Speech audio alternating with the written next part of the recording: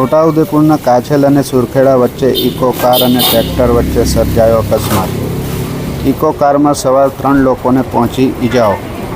Eco કારને મોટા પાયે નુકસાન થયું છે, જ્યારે ઈજાગ્રસ્તોને સારવાર માટે 108 મારફતે છોટાઉદેપુર સિવિલ હોસ્પિટલમાં ખસેડાયા છે।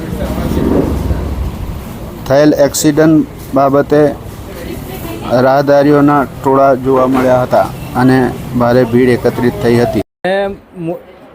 મોરલ ગામ તાલુકો સંખેડા જિલ્લો છોટાઉદેપુર રહેવાસી છું। હું વાસિયા ડુંગળી ગયેલો, ત્યાંથી પાછળ રિટર્ન આવતો હતો તો મને આવતા ટ્રેક્ટરવાળા છે ને એકદમ રોંગ સાઈડ કાર નાખી ગાડી, અને એકદમ મારી ગાડી આવી રીતે ઠોકાઈ છે। એનું બધું થઈ ગયું છે, આખું ડેમેજ। ઇકો રમેશભાઈ અમીરભાઈ નાયકા।